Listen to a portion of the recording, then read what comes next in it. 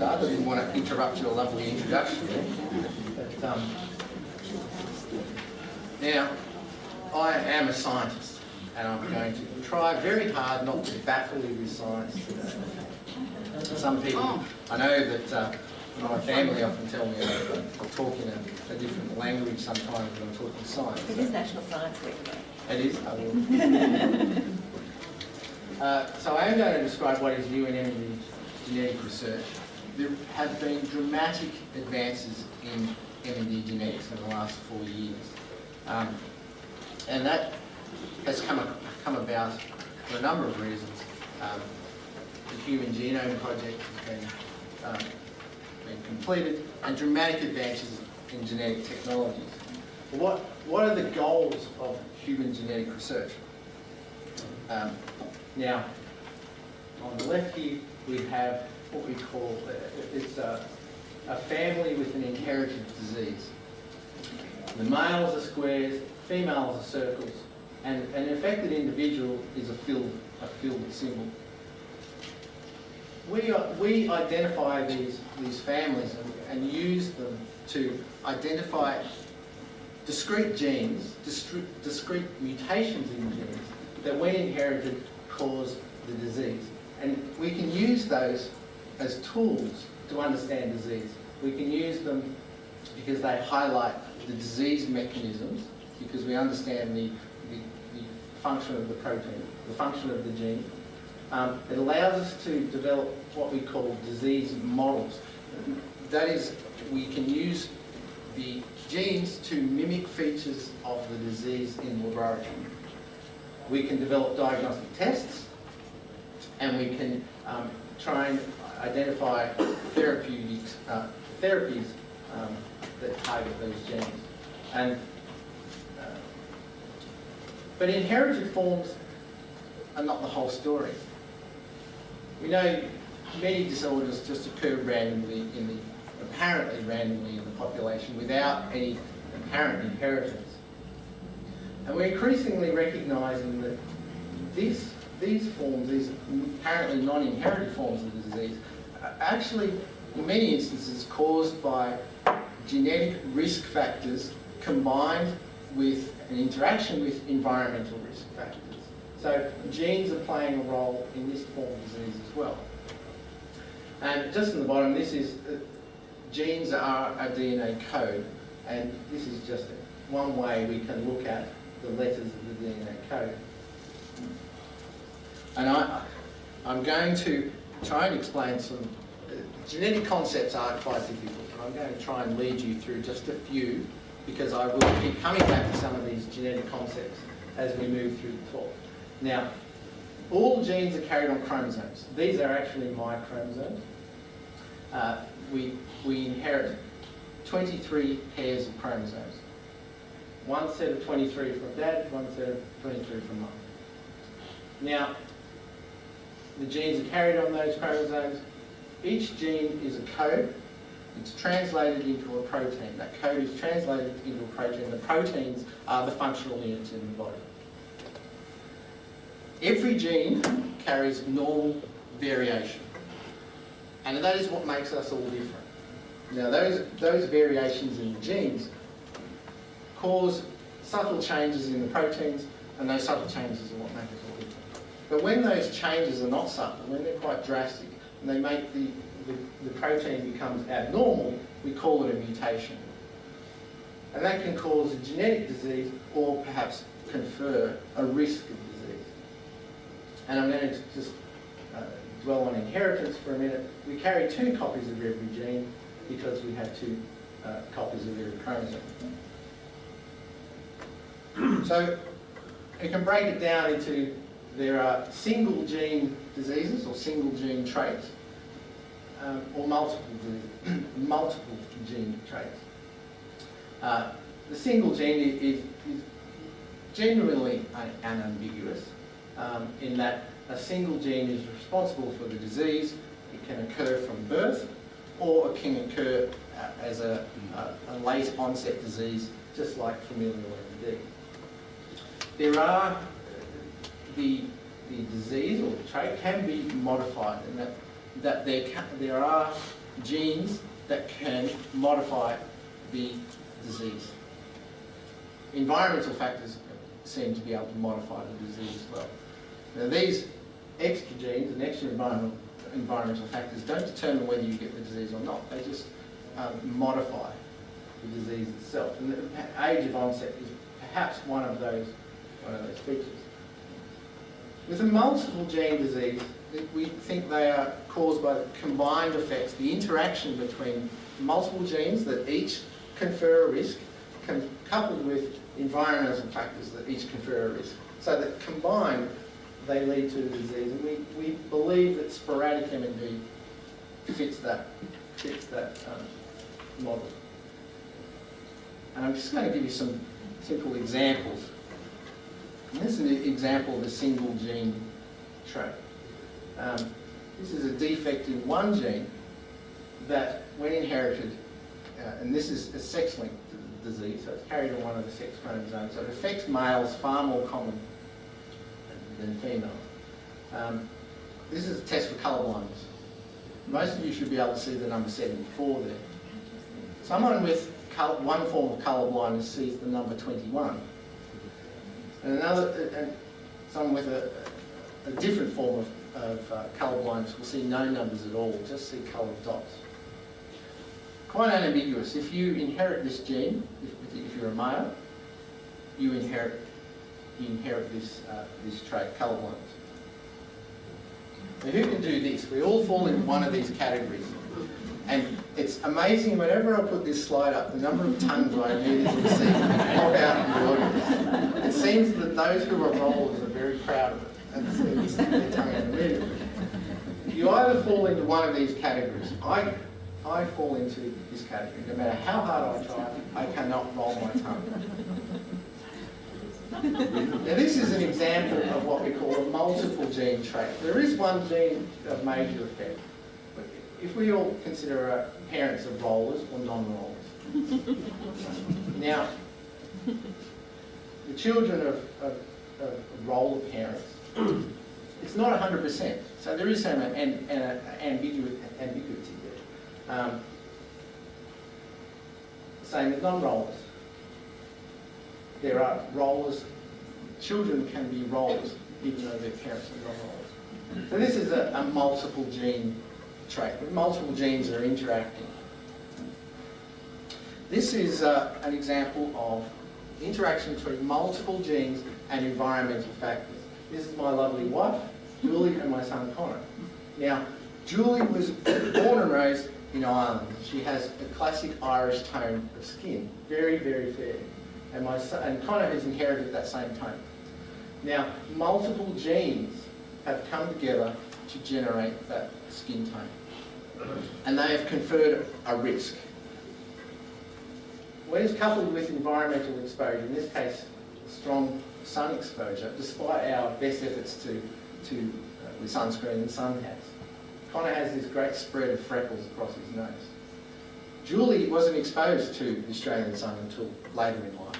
She doesn't have freckles, yet she still has those same risk factors.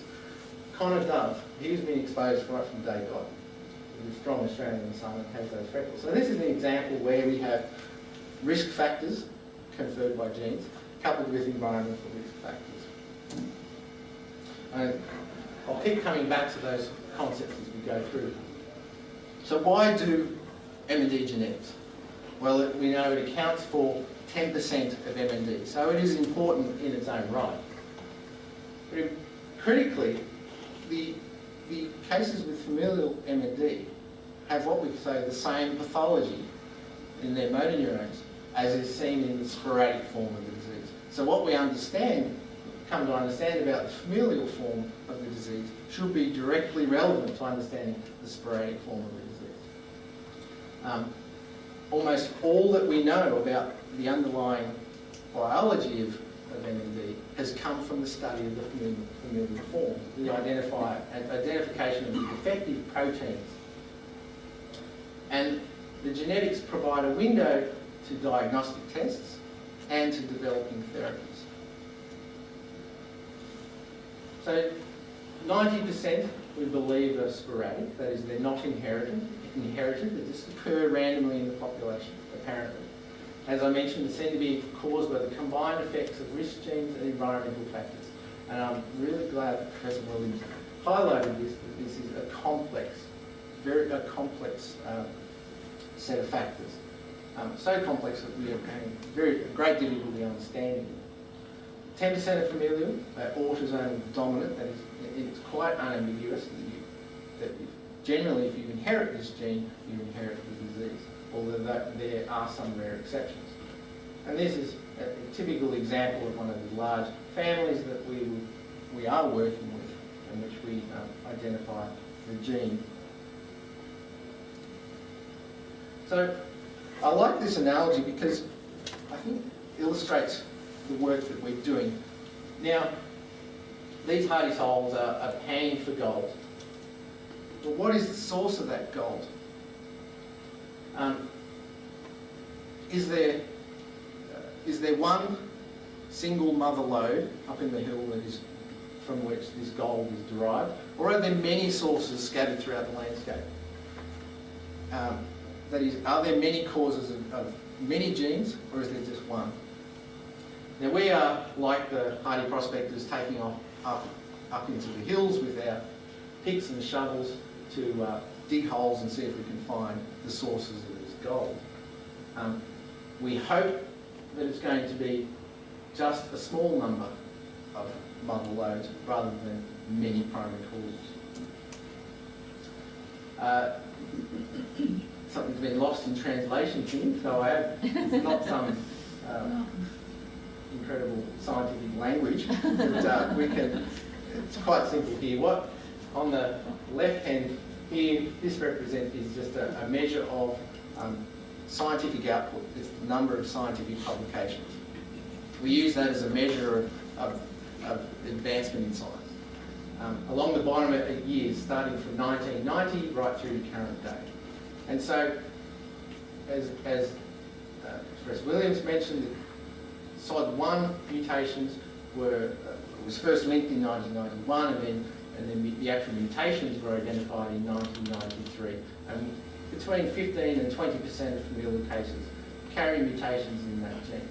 And you can see from that discovery, the amount of scientific advancement in MND has increased dramatically. Realizol, approved in 1996, and more recently, significant discovery, which I'll talk about a bit more in a minute, the discovery of TDP43. But with SOD1, SOD1 was a huge breakthrough. It's almost 20 years since it was discovered. Enormous breakthrough, but was that the mother lode?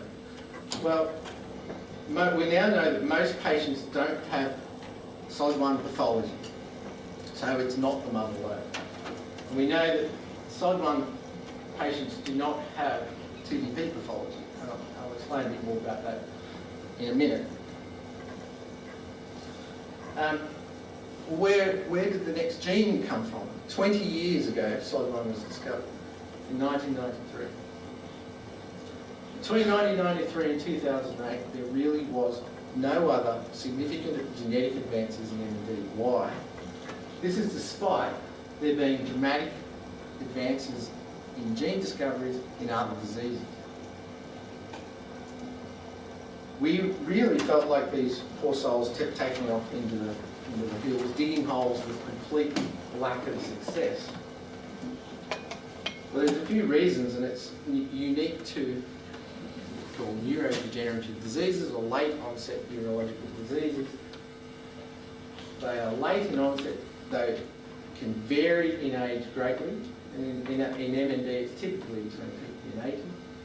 And that death can come from other causes before MND ever manifests. Misdiagnosis, this is typically in past generations. If we're looking at historical notes, we often find that MND has been misdiagnosed. In rare cases, mutation carriers actually do not develop the disease, and we call this reduced penetrance. And can see that in a few instances here where we know that the gene has passed through this line, through this one, but she didn't develop the disease. Now, is this because she died of another cause before she reached an age where she would have manifested the disease or not? Was it misdiagnosed? Or is she one of these rare cases that would never develop the disease?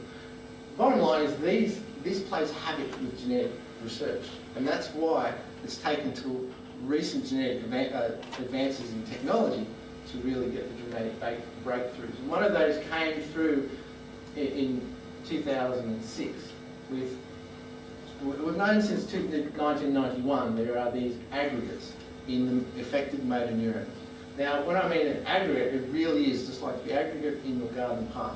We have some large-sized structures which are very obvious but lay within an underlying bed of very fine material. In 2006, it was shown that those aggregates contain this protein TDP43. And we now know that around 90% of MND patients, regardless of whether they are familial or sporadic, contain these aggregates. And I'm going to draw around the outline of the motor neuron here, and it's really quite large. And it's difficult to see, and that's from the motor neuron from a spinal cord patient. And it's quite obvious these aggregates stand out.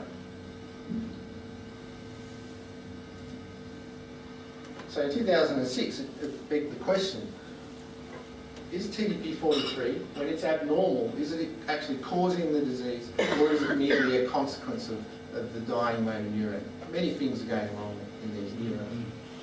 And we were fortunate enough to identify a mutation in one of the families that were participating in our research, and this is how we represent that mutation, where we were able to show unambiguously that if you inherited this single gene defect, you inherited the disease.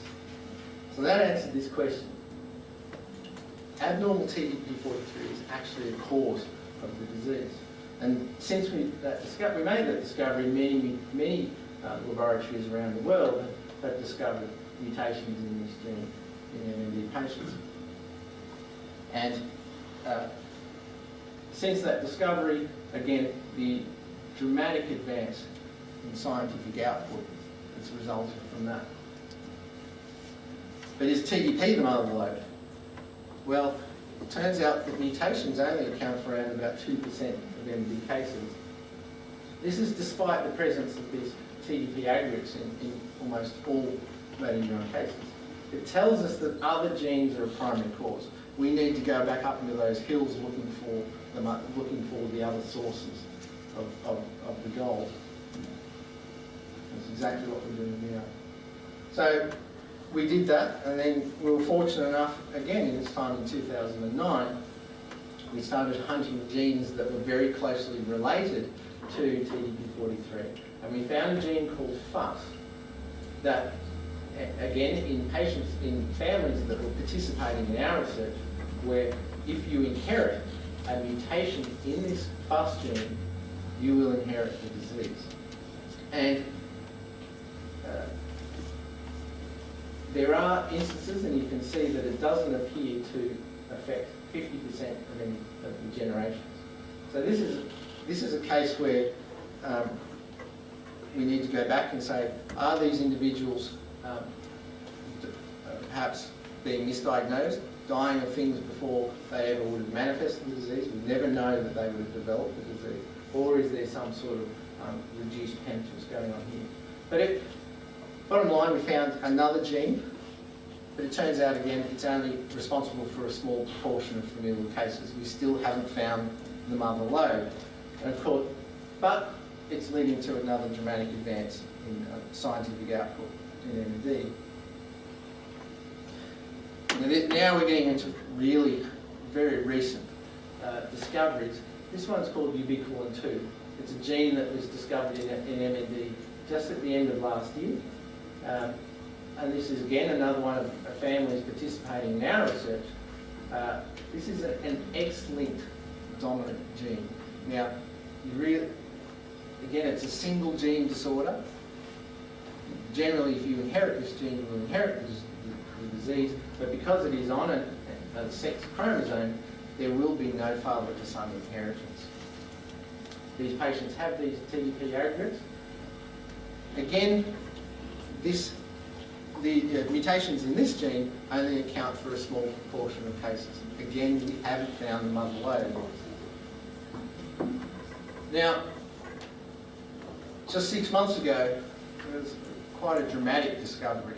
This has probably been the biggest discovery since SOD1, where a gene called, what we call C9orf72, mutations were discovered in this gene. It's an entirely new type of MND gene, an entirely new type of MND mutation. Previously, all mutations lay within the code, the gene code. This mutation doesn't lie in the gene code. It lies between the gene code. What it is, it's an expansion of a repeat. Now, this repeat, the code at this point is explained. This code doesn't code for a protein, but it is DNA. This DNA has the letters G, G, G, G, C, C. Now, in most individuals, in unaffected individuals, we can have anywhere between about 2 and 23 copies of this repeat. In MND patients who carry this expansion, it can be up to 1,000 or more. And in the laboratory, we are now performing diagnostic tests for this repeat. In the laboratory, this is exactly what we see. These peaks represent one of those repeats. In this person, around about half a dozen copies in an unaffected person. And in a patient who carries this expansion, this sawtooth pattern just goes on and on and on for 1,000 or more. Just to show you some of the clinical features associated with this discovery, and I'll explain in a minute how important this has been. This is some clinical data from 71 families that are participating in our research. It's over 200 patients. Really seems to affect men and women equally. The mean age of onset is around 57 years, and I can say that someone who carries this expansion has a 50% likelihood of being affected by the age of 59. But the age onset range of onset varies quite widely. The duration of the disease is around 3 years, but again it can vary widely from 6 months to 16 years. So looking at all these genes combined, why is C9orf so important? Well, you can see SOD1 in our Australian cohort families counts for 17%. C9orf expansions count for almost 40% of familial MND in Australia. So that's a huge discovery. These other genes which I've mentioned account for small proportions, in total being over 60%. There you can see some small proportions there for sporadic cases, particularly for C9orf72. And we're yet to understand whether this represents, this is truly sporadic MND, or whether these are patients who have not recognised that there is familial disease running in their family. And I think there was a question over there earlier where if we look at the historical records in our family tree, we may well see that there is MND in past generations that has been unrecognised or misdiagnosed. So what do these abnormal genes do? For most genes, the mutations lie in the DNA code and they create abnormal proteins that form these aggregates. And what are these doing? We believe that these proteins become toxic. They are toxic and they lead to some of the features which Professor Williams referred to, using the scientific jargon, which was apoptosis and oxidative stress and various other things that we see in the dying cell. But are those features just part of the dying process? What is causing these proteins to be toxic? That is what we do not yet know, and what is the subject of most research now worldwide. For C9orf, it's an entirely new type of MND mutation that's not in the DNA code. So it's even more confusing as to understand how is that leading to the cause of motor neuron death. And really, laboratories worldwide are only just gearing up to try and study this now, given that this discovery is only 6 months old. What are the outcomes of these gene discoveries? Why are we doing it? Critically, it allows us to mimic features of the disease in the laboratory and generate models, particularly animal models. And animal models are one of the principal sources of principal tools that are being used to develop and investigate potential therapies. They fall before going to clinical trials. For those family members who have a history of MND in their family, for patients we can do DNA diagnostic testing and give you an answer around about 60% of cases. For those family members who are considered at risk, that is that they are perhaps children or related in some other way to someone who has been affected, DNA testing is available if they so wish, but only after receiving genetic counselling. Possibilities open up for those family members who are considered at risk. They are perhaps children of someone who has been affected, to do so without passing on the gene. And we can do that through IVF and pre-implantation genetic diagnosis, and that's on a case-by-case basis. And that can actually be done in a blind fashion, so that the parents will never know the outcome of that testing. And there are some very good guidelines on the MND website that explain a lot of this. So where to from here?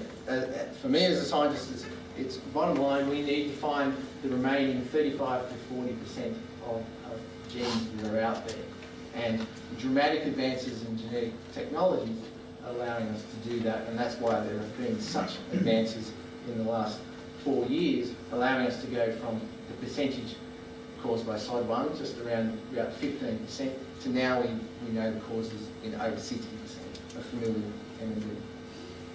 So I think, bottom line is I think we have several other layers. We have SOD1, C9orf, and there perhaps will be another major contributor, all in a background of some other smaller sources of the disease. And I just want to leave this as a backdrop where all this work has been done by extensive collaboration. And particularly acknowledge Garth Nicholson, who has had the foresight to recruit and family members to this work over decades.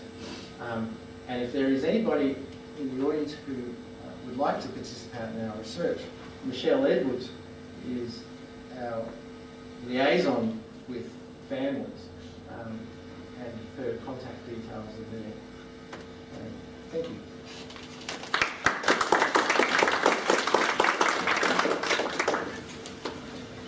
Okay, so I'll open up for questions. Question over here. Bearing in mind that the majority of people with MND have sporadic MND, is there going to be testing of people with sporadic MND to see whether they have the same genes in sporadic MND? Yeah, generally no. There's generally little point in testing apparently sporadic cases for familial genes. There seems to be perhaps one exception, this new gene C9orf72. You'll see I put up a slide that said there are 3% of sporadic cases. And in other patient groups worldwide, that's as high as 7 or 8%. So it looks like there is, for that gene at least, perhaps a good reason for testing those patients. What that means though, if it comes back positive, does it mean, is this really an instance of familial disease that just hasn't been recognised? And has family history not been taken well enough by the neurologist, or even not known about the family member themselves? They really need to go back and look at their family history, because in many instances MND will either be misdiagnosed or the ancestor will have died before the disease ever would have manifested.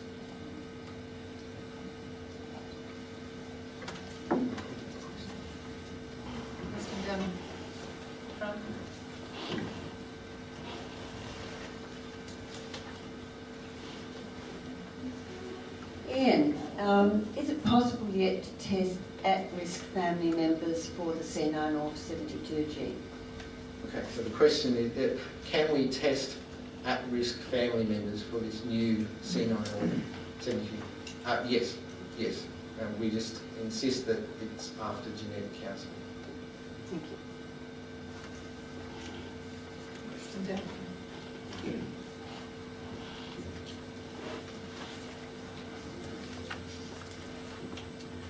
Thanks very much for a great talk, Ian. I was just curious, it may be too early to say, but I wondered whether, like other nucleotide repeat diseases, is there any relationship between the size of the expansion and the risk or the age of onset?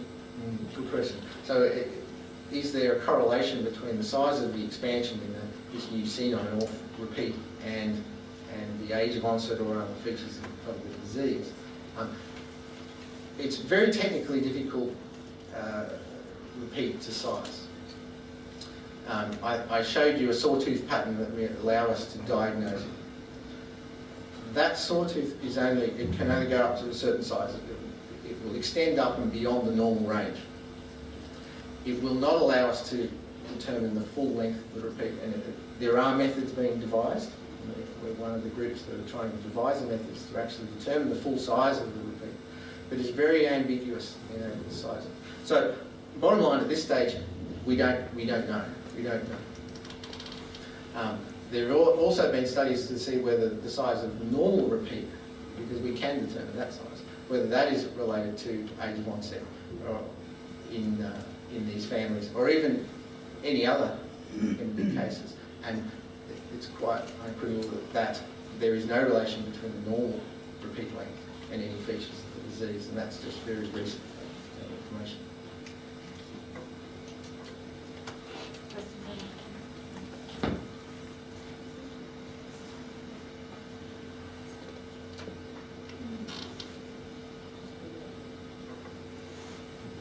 This is a member's question. I was told I have sporadic MND. However, last year my father's elderly brother died of MND. Is this a coincidence, or does it change my classification? Can we get that relationship again? My father's eldest brother died of MND. Right. So it's an uncle. We have an uncle and nephew. What's out of it? So we have an uncle. It's like the nephew was diagnosed with MND. The uncle was diagnosed with MND sometime later. Niece. No. Niece. Yes. That is one instance where I strongly suspect we're looking at unrecognised familial MND. Yes.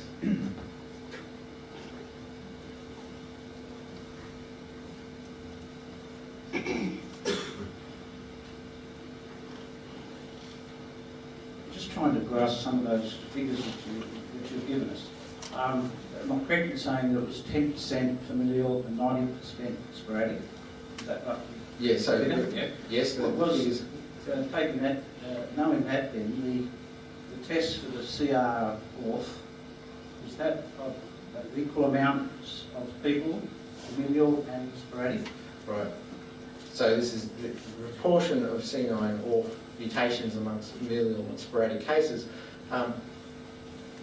We tested I think almost 200 familial cases and around about 800 sporadic cases. So they're all the cases that we have access to. And when I say familial cases, that's 200 families. So we just test one individual from each family. So the incidence is so 40%, so it accounts for 40% of the families. So when you see it in one individual in one family, then by inference we know that every affected individual in the past, in the current or in the future will also carry that expansion. The 3% in the sporadic, we have no 3% in those 800. We have no information on whether those 3% represent familial disease or not. I strongly suspect that some of them will be unrecognised familial cases rather than sporadic disease. But looking at the incidence worldwide, it may be up to 8% in some sporadic cases worldwide. That would seem to be too high to just be explained by unrecognised familial disease. So it appears that there is at least a small proportion of sporadic cases that can be caused by mutations in this gene as well. And I do not, at this stage, understand how that works. This is exceptions to the rule are very often the most exciting things in science. It usually leads to some of the biggest breakthroughs. And so I think something may come from that.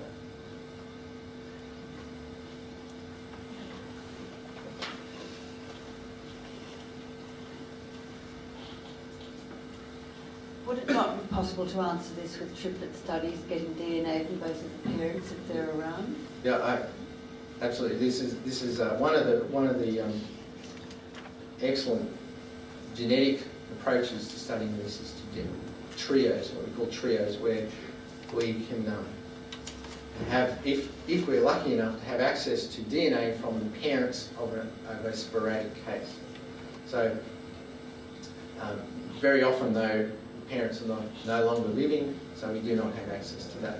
But if a sporadic case exists and the parents, both parents are still alive, then getting DNA from that trio is a very powerful tool for genetics. So if anybody knows of it, please let us know. Just on that, is there any opportunity for people with sporadic MND to donate their DNA at this point in time? Yes. Well, this is there is a sporadic MND DNA bank. It was established by Professor Roger Pamphlet about 5 years ago. Our laboratory is largely taking that over, and so we will. Unfortunately, the infrastructure has and the collecting has not been quite as regular as it has been in the last few years. But we are about to start gearing that up again through funding from the MND Research Institute of Australia to start that collecting again. So there should be information coming through the MND Association, each state, when collections will take place for sporadic disease. So we normally have a collection here at Ask the Experts, so we haven't this year, but maybe in the future. Any other questions? There's one over here. Just got a question related to one of your previous slides. You know how you said there was a slide about someone who's colourblind, and you said the number was 74. It got me worried for a second. I thought I saw 21, and you said someone who might be colourblind might have seen 21. Do you mind going? Is there any chance that we can get back to that? Do you know what else? Well, now I'm not a clinician, but I'm happy to give you the test again. And if you're not seeing the number 74, perhaps you can take that up with your doctor. And the incidence of colour blindness It's not uncommon in the general population. Probably see both. Right. I want to know how many people can roll their tongue.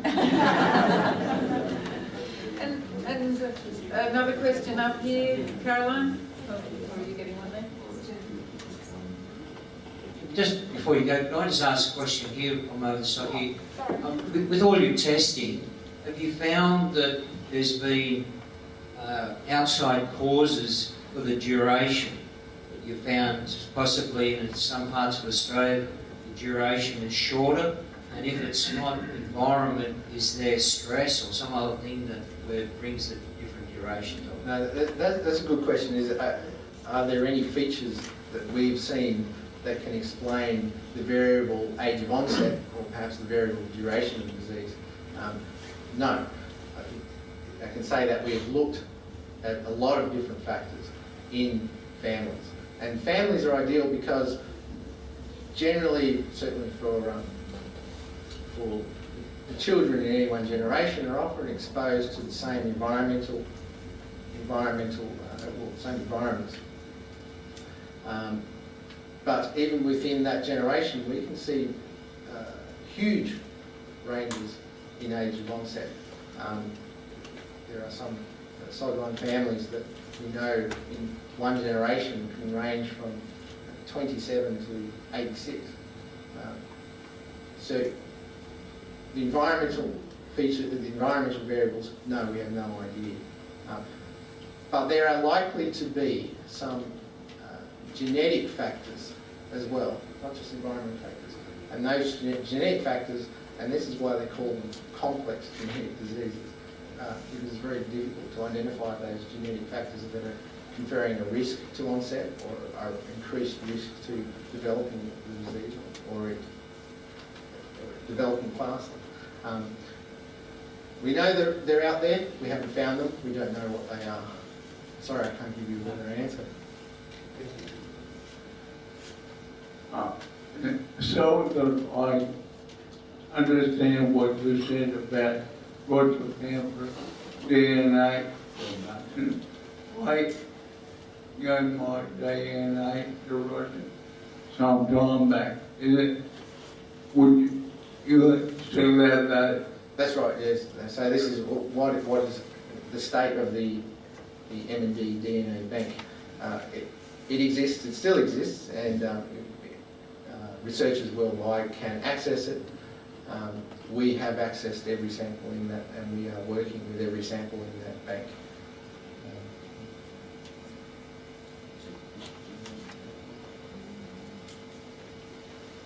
I'm just wondering about the trio. Does it have to be the three, like the two parents? And Yes, you really need both parents. Unfortunately, just one is not a great help. Do you know if there's pockets of areas that are more with MND than others? Or in Australia to what there is a disease? Or The question is, are there more people, say, living in Sydney with MND than say are there elsewhere? pockets of MND spread throughout Australia that can be recognised? Yeah. Not to my knowledge, and Professor Williams alluded to this, where access to a neurologist can be something that increases the likelihood of MND being seen in that area. I'm not aware of any pockets in Australia or anything that can create a pocket. Sorry, I can't answer anymore. And having said that, there is worldwide